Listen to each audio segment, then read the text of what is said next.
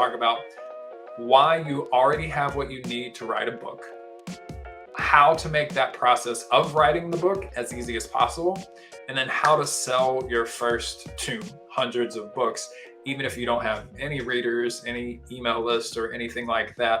I'm hoping that that will be a bit of a shortcut at the end that we can use to break through into a market if you've never collected readers before or never sold a book before. Before we get into any of that, though, I have to share my Mr. Miyagi moment. And this is the story that changed not only my entire perception or perspective as a writer, but probably altered the course of my entire career. So it's 2016, and I'm sitting down at my desk again to write what feels like the 1000th draft of my book description for my first book called The Creative's Curse. And anyone who's tried to write a book before can tell you that the book description is a very difficult task, because if you wanted to write one page on a topic, you would have just written a page. You wouldn't have written a whole book. And now the task is to take this whole book and turn it back into a book description.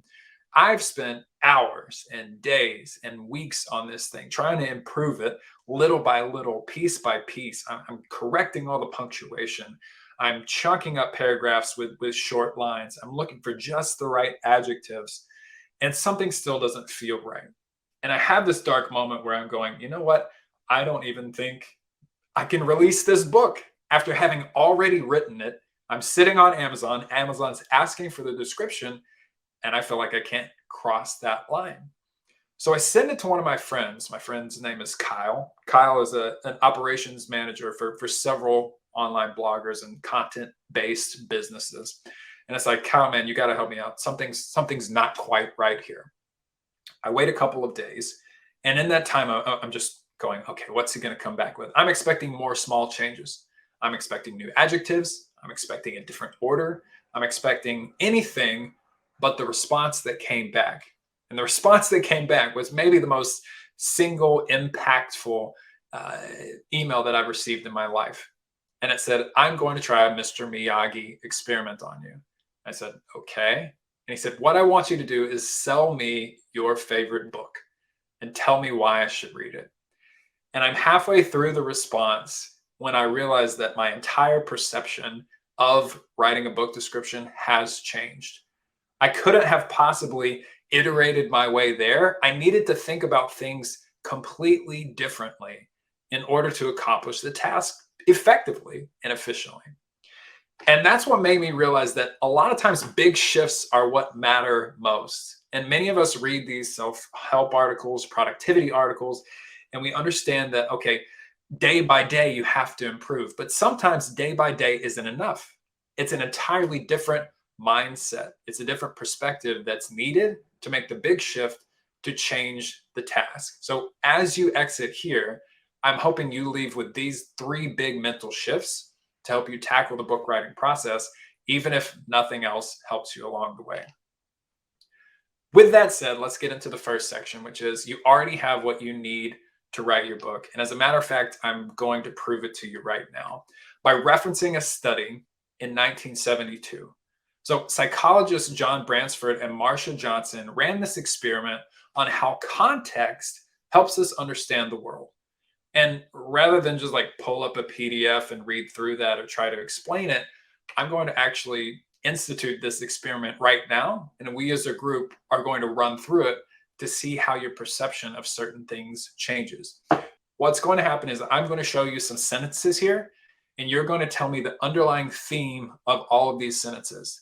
What is it talking about? What's the connector to these sentences?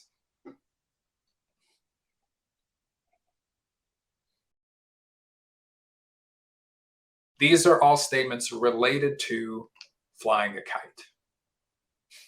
And that's a tough one to guess if you're just looking at all of these on their own. Yeah, because you don't have any context for how you're perceiving these.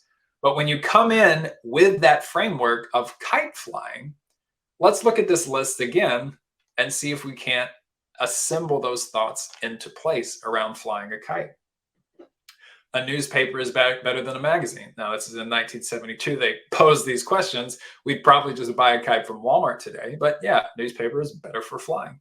At first, it's better to run than walk. Why? Because you have to get the kite off the ground. Even young children can enjoy it. Why? Because it's an activity for all ages. Once successful, complications are minimal because we're up in the sky and we don't have that many things to get in our way. What's important here is to think about the power of having that framework, having that box to understand what's in front of us. And that, in fact, was the results of the experiment. They learned that whenever they gave participants the framework, that they understood more of the statements, and better yet, they recalled more of the statements after the fact. How does this pertain to book writing? Well, once you have the context of your book, once you know what the book is about, the content will fall into place. And it's kind of like the same effect of when you get a new car. Like my wife and I wanted a Honda Element for the longest time. And because we were thinking about this constantly, we saw them everywhere. And that's the effect of context. That's the effect of looking for a certain thing. Whenever you have a book in mind, whenever you have an idea to write about, everything that you see is going to start assembling itself into place within that book framework. Things you Google, videos you see on Facebook, posts you see on Instagram, updates you see on LinkedIn. They're all now potentially fodder and content for how you put them in your book. And if they're not included in the book, fine. What I love about using a book as context, and one of the reasons I'm constantly writing something, is it helps me organize all of this information I see every day on the internet. Unfortunately, though, that isn't enough. It isn't enough to go, okay, I have an idea for the book. Great. I know things are going to start sticking to this idea like a magnet. But that isn't the only step. It isn't a hard step that you have to take next, but it isn't the only step to just think about the book, as you probably know. Because the truth is, you can't write a book without writing a book. Meaning you can't plan the whole book from start to finish. You have to embrace the random insights that happen along the way. And if you think about that, that makes sense, right? If you could plan your whole book from start to finish, sentence by sentence, chapter by chapter, paragraph by paragraph, you would have already written the book, right? Because you have it planned. But writing is just difficult enough that there's some spontaneity in the process. You have to sit down and write, not only because that's what it takes to write a book, but because that's what it takes to purge your short-term memory of those ideas. So there's this effect called the Zeigarnik effect. And that sounds like scientific nonsense, right? Like it's not very helpful on its own. But what I want you to do is put yourself in the last place where you had a task that you needed to complete and you hadn't done it yet. Maybe you set out to do it in the morning, but you got a phone call and then you had to go to the grocery and you had to go to the doctor. You're thinking of that task all day. It's like a little fire in your brain because you haven't been able to complete it yet. And that's the Zeigarnik effect at work. It's saying, okay, like, hey, you remember this thing. And what happens then is it's difficult to do anything else because of that idea, that task taking up so much space in your brain. And that's the reason to-do lists are so effective, right? Because the second you write a task down, your brain goes, oh, that's done. Even though it's not really done, but what you've done is purged it from your short-term memory and you know where the information is. Many people will say something to me like, oh, Todd, I'm not worried about writing a book. I have the whole idea in my head. Inevitably, what happens is they sit down to write chapter 1 and then they're spent. Because you can't possibly think your way from the beginning to the end of the book. However, once you've written chapter 1, you can start to consider ideas for chapter 2. Once you've written chapter 2, you can start to attract and remember and think about ideas for your next topic. There's a limit to what the brain can hold, and that's why the process of writing is so important.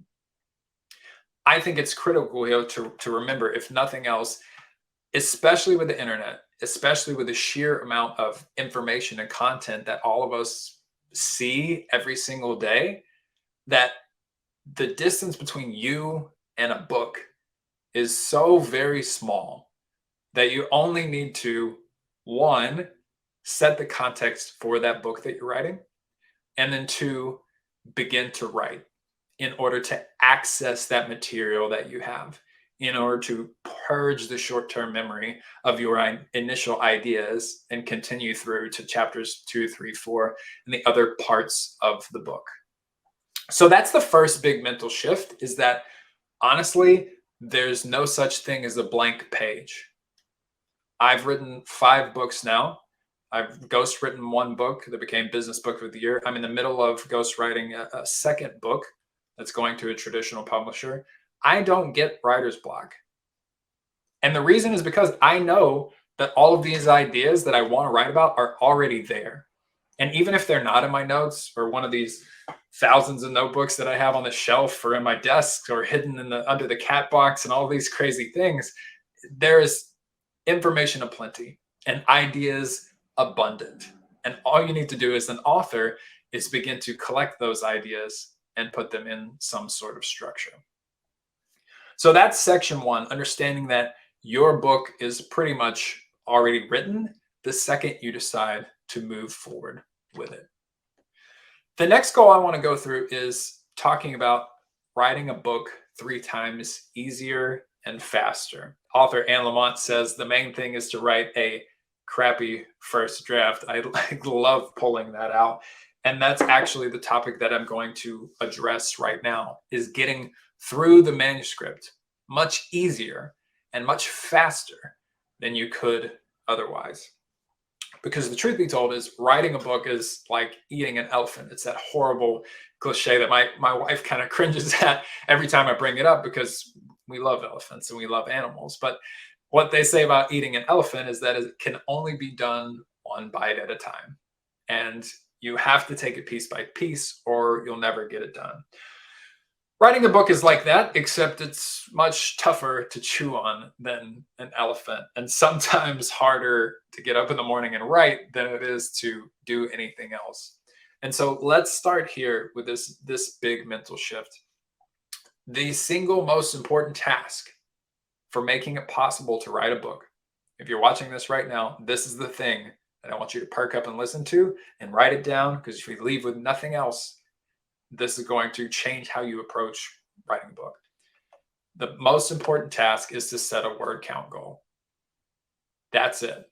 A word count goal that you can see, that you can break down into individual pieces, and that you can hit. And many people will go, oh, I want to write like XYZ pages. No, not that. I want to write XYZ chapters. No, not that. A section. I want to write a book. The problem with these terms is that they're not concrete enough to actually execute upon. When you say, I'm going to write a chapter, how long is that? How many pages is that? How many paragraphs is that? You don't know. And so the task kind of expands in your mind and becomes difficult to complete because you can't pin it down. The word count goal is the most effective way to finish a book. And you see this right now if you're on the internet looking at the fiction world at all. This experience, I guess, I'm not sure what to call NaNoWriMo. This event, this competition of NaNoWriMo is where hundreds of crazy people, frankly, try to write an entire novel in a single month. And I can affectionately say they're crazy people, because I was one of them. And that's where a lot of my writing came into fruition. But why NaNoWriMo works and why it's so successful and so many people can accomplish the challenge, Wendy, year 3, you go girl, is because they set a specific word goal. They say, okay, write a book in a month. That's too vague. What we're going to do is say, you're going to write 50,000 words in a single month. 50,000 words. So that's roughly 1,667 words every day. And either you're doing it or you're not. And you know that if you miss a day, you got to come back and then write 3,300 words the following day to make up for lost time. What's beautiful as a concept is that they set this word goal into place. So let's pretend like You don't have time for NaNoWriMo. Your life's busier than that. Let's pretend you actually have a life, unlike me and some other people who like to spend our days hunched over keyboards. And let's divide this pace in half. What if you wrote 50,000 words in 2 months? That's 833 words a day. Totally feasible. For most people, the average word per minute for adults, I think, is 60 words a minute or something like that. So for most people, this amount of words, we're talking about 10 to 15 minutes. So 2 months, 833 words a day, totally doable for anybody. Let's pretend you have a very busy life and you say, you know what, I can't do it in a month. I can't do it in 2 months. Let's do it in 3 months. The math, again, makes this gettable. We're talking now about 416 words every day. So 5 to 10 minutes every day to have a book in a month. The average person, and look at that, I put it in for myself, can write 416 words in 10 minutes. I'd say you can do it faster than that if you're attending this, because you're probably interested in writing. And I think the question to ask is, for 10 minutes a day, would that be worth the effort to have a book in 3 months? For me, the resounding answer was absolutely. Like, of course it can. Of course, I'll spend a few minutes a day for 3 months to have a book that I can use as a pillar of my future businesses, of my future life, as an intellectual property asset that I can do once and sell over and over and over and over to as many people that will buy it. What an incredible way to spend 3 months. Some people don't think that's enough, so they say, okay, Todd, come on, can the task get easier than that? And the answer is, yeah, sure, of course it can. Of course it can. Many people don't write books because they seem long and intimidating. A 50,000 word book, and I'll see if I can go find one on the shelf. We'll do it live right here. A 50,000 word book is something like this, right? Like, this is a book called Decisive, Chip and Dan Heath, and we're looking at 300 some odd pages, 40 to 50,000 word book. And that seems intimidating when someone picks a book up off the shelf and they go, I don't know if I can do that. You see books like Game of Thrones and they take up a whole bookshelf by themselves. And it's scary to think about with no words. How do I get to that point? I think the question to ask is, could my book be shorter? And the question on the back of that is, could a short book be meaningful? And as we look at the internet today, we go, of course. But the truth is, short books have been around much longer than our kind of quick attention, task switching culture has been around. You look at books like the 1 Minute series, 1 Minute Manager, 1 Minute Salesman, which is back on my book right now. You look at Who Moved My Cheese. You look at Seth Godin's series of Domino published books. All of these things are tiny and incredibly impactful. So when you ask, how can the task get even easier than it is? You say, okay, why don't we just shorten this down? JT, what a perfect setup to that. What's considered a short book? For a first-time author, 20,000 words is a good length for a nonfiction book. And if you're not an experienced writer, you go, okay, what does that mean in page terms? And that's always a funny question. The reason I don't define pages is because, like, spacing is always an issue, because publishers want to take up space on a shelf so they can make a short book look like a long one if they want to, or they can make it look short depending on their goals for the book. 20,000 words roughly on a normal, spaced, double spaced page, Google Doc or whatever, around about 200 pages, which seems like a lot, but it's half of that initial goal that we set on the 50,000 words. So what does it take to write a 20,000 word book? Well, let's do the math again. If you do it in 1 month, it's 667 words per day. If you do it in 2 months, if you have that life that some people are telling me about, it's 334 words per day. If you do it in 3 months, it's like 167-ish words per day. And I wrote ish because that's such a small amount that I almost didn't even want to do the math. I was like, sit down and write a text message to your mom level of writing. It's so simple. The average person can write 165 words in 5 minutes, no time. So for 5 minutes a day, then, would you like to have a book in 3 months? And I think the question hands down is yes. You could probably get anybody to to write a book for 5 minutes a day, even if they hadn't have thought about it before. The ultimate lazy person looks at this new math, they look at this new pitch and they go, okay, Todd, come on. Can the task get even easier than that? And the answer is like, yeah, sure. Can it get easier than 5 minutes a day? Yeah, of course it can. How? Well, the, the fact is that a lot of writing is thinking, not typing. Writing, I see your macaroni pie recipe. I will accept macaroni pie recipes in my inbox. The actual work of writing is thinking and not the typing process that you have to dream of what you're going to write before you write it. And so the question to ask when you go, how can the task get even easier than 50,000 words in a month, even easier than 20,000 words in a month? And you say, okay, what do I do to reduce my thinking time? How can I shorten that distance between confusion or vague idea to concrete idea, to what I'm actually going to write about? And I walk through a few simple steps here. The first one is to write about a topic you understand thoroughly. There's a famous quote in the writing and publishing world that says, write about what you know. This is that axiom in different language. Because the truth is, until you can sit down and explain an idea in your own words, you don't truly understand it. So the nonfiction writer's job really is just to learn and connect ideas and explain them to people. The more ideas you have, the deeper your understanding. And the deeper your understanding, the better chance at writing a really good book.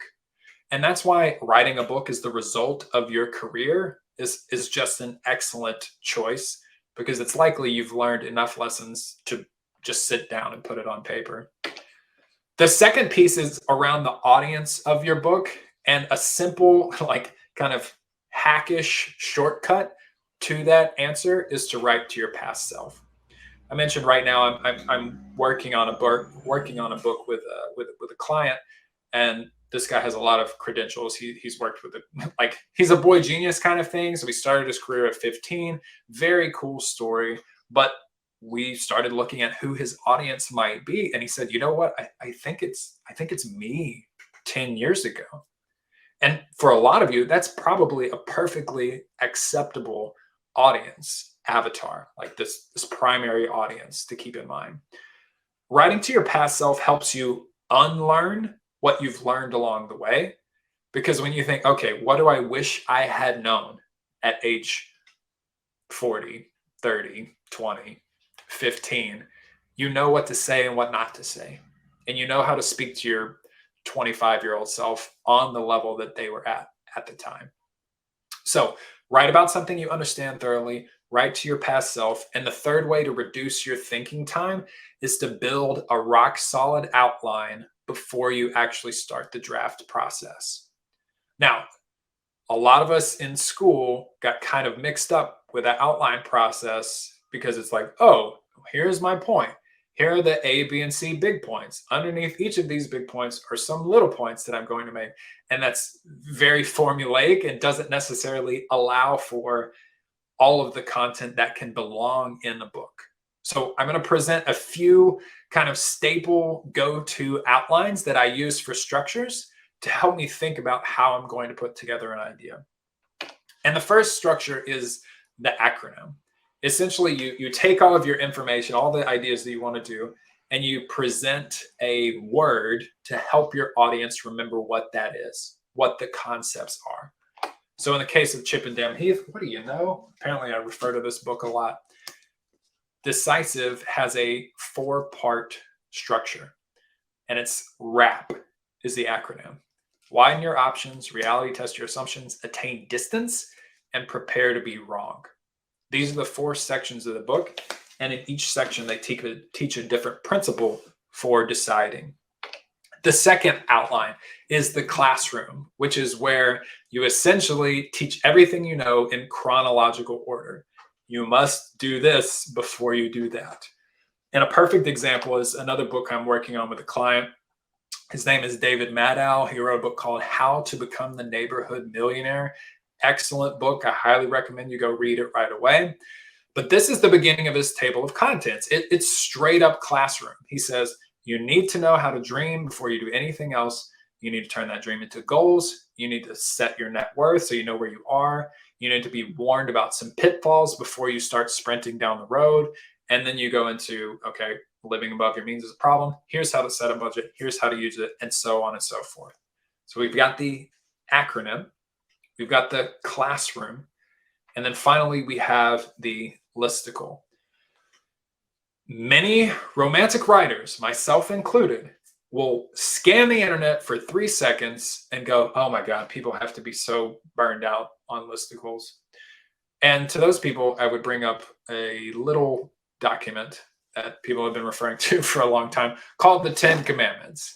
And then something that's been developed in our history, and it doesn't matter, Christian or not, you think about that and you go, oh, wait a minute. Like, if we've been telling the story of the 10 things for hundreds and hundreds and hundreds and hundreds of years, maybe it's just wired in our DNA that we need stuff to be packaged like that. And that's why when you and me, romantic writers who want things to be beautiful and flowery and wonderful, look and see the flood of listicles, you can rest assured that they'll never go away. And that's pretty much self-explanatory what a listicle is. But I have to bring up one of the most successful books of all time, which is Stephen Covey's 7 Habits of Highly Effective People. Not chronological lessons, no cute acronyms. It's just, here are these things that you can do. Those are the frameworks for an outline, which is one of the frameworks of thinking faster, right? So what we're going to do is we're going to remember to use our past self as an audience. We're going to talk about something we know well, and we're going to outline before we write to think faster. So you have your word count, you have your thinking faster, and maybe you're the laziest person of all time. And you're asking me again, okay, Todd, you're like, fine, whatever. Can it get even easier than that? And the answer is yeah. Like, of course. You could write a book by tomorrow afternoon if you really wanted to, following all of these things and following what I call the final hack, which is to use your existing content. I think the laziest way to write a book in the world is to print off all of your blog posts and staple them together and sell them. But then again, I watch people basically print the transcripts of their podcasts and sell tens of thousands of copies. And so this is some philosophy here. I love for unique content to be in my books, but I will always start with existing content or existing notes that I've already written. Even if you're not a blogger, scan your Facebook posts, scan your LinkedIn updates, Twitter posts, whatever it is, and start from there. The ultimate enemy to a book is the blank page. Hopefully, with this second mental shift, you've seen how to eliminate that as soon as possible. I have a thing here that says questions about book writing. What I'm going to do is blow through that to get through these final 20 odd slides in 8 minutes. So far we've talked about section 1, which was how to assemble a book. Section 2, different presentation. Section 1, which was understanding the book's already in you. Section 2, which is reducing that time to book completion as short as possible. And then now let's talk about how to sell books with no readers. And this is kind of handy because we're at the end of the presentation, but I'm going to spoil it right out of the way. The best thing you can do right now with no readership, no fans, no anything else is start advertising on Amazon as soon as you get the book finished. And actually you can do it sooner because you can, that would be my cat knocking the cover of the book Decisive off of the desk. You can start advertising on Amazon as soon as you have a book for pre-sale. Amazon has done an incredible job of connecting their self-publishing platform with their advertising dash. And writers especially don't believe me when I say this, because advertising sounds so harsh. Like you think of Don Draper, who's like, what you call love was invented by me to sell nylons. And that's just a shuddery, horrible thing to think about when you're thinking about your book. But Amazon advertising is a great way to get readers as soon as possible. And it's cost effective. You could spend $5 on Amazon advertising tomorrow and start to see some results. The reason this is so effective is because Amazon essentially acts as a search engine. Many people who come to Amazon don't know exactly what they're looking for. And Amazon itself has said 66% of all book shoppers start their journey in the search bar. When someone searches, there's advertisements placed right there. So what does that mean for us? That means that more than half of the time, someone is probably browsing for Amazon looking for something non-specific, which is great news for you. The second reason these are so effective is because, like I said earlier, Amazon is terrible at spending your money. Unlike Facebook or Google, who can blow through it all in a couple of days, Amazon's biggest problem is that it has trouble spending your money. And in my ad agency, I have more trouble scaling spending money on profitable books than I do like spending too much. And that's because Amazon, one reason for that is because Amazon charges per click and impressions are free.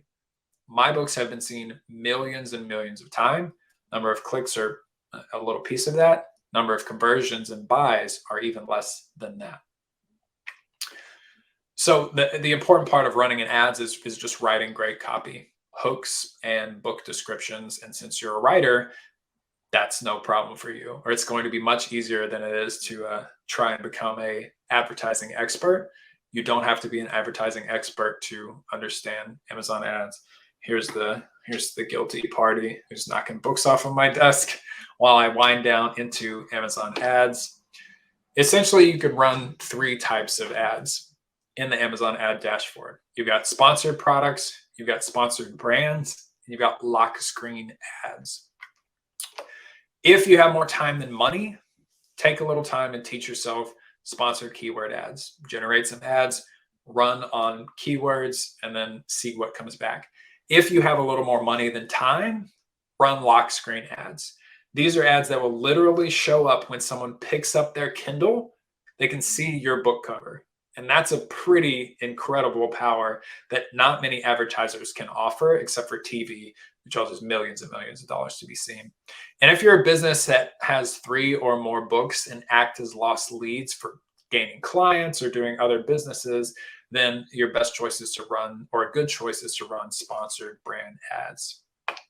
One thing to keep in mind, 3 minutes left, is that Amazon ads don't sell to the highest bidder. They sell to the most relevant keywords. And that makes sense because Amazon needs to stay in business. If they're just selling their keywords to the highest bidder, searchers don't get relevant results. They start to leave the site and buy less books. There's a downward spiral until Amazon is out of business, or only doing however many billion instead of 10x that.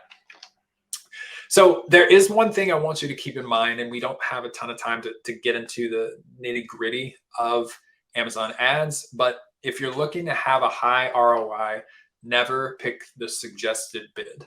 This is how Amazon makes up for not spending your money very well, is I think the suggested bids are always higher than what's necessary to sell your book. And I'm proving that by looking at a few of my own ads running here. This is a call to relevance as opposed to money. You're seeing the suggested bid on the left side of your screen in that first circle. And then on the other side is what I'm actually spending to get results on the ad. And next to that, you can see impressions and then clicks that I'm driving with just a fraction of the cost of what Amazon has suggested. So finally, winding down here, I challenge everyone with a book to go on Amazon ads today and start running ads and just see how it goes. With this quick start, you can do it in a matter of seconds. Set up your book, scroll down. So, okay, let me back up. Advertising.amazon.com. Log in with your account, start an ad, choose your book, and then scroll all the way down where Amazon will give you its suggested keywords. Using suggested keywords is great because it's pulling the metadata out of your book to give you very relevant results and without you having to do any research. Don't use the suggested bid, but use the suggested keyword. And then for those of you who can run lock screen ads, the interest targeting is your only choice, which is actually an incredible burden lifted because you're only looking at categories and not keywords. So you can see here on my side, I'm working with David. We're running a few of these categories within the business and money section. So finance, entrepreneurship, and small business, and then personal finance down below. The one final concrete piece of advice I'll give on Amazon ads, if you're getting started today, I said don't use suggested bids. What should you use? Stick with a 35 cent to 40 cent bid. And if you want to be even more conservative than that, you can. But there's a phenomenon called the Amazon flop, where Amazon will say, okay, nice bid, and then never ever run it. So watch for that as you start these bids.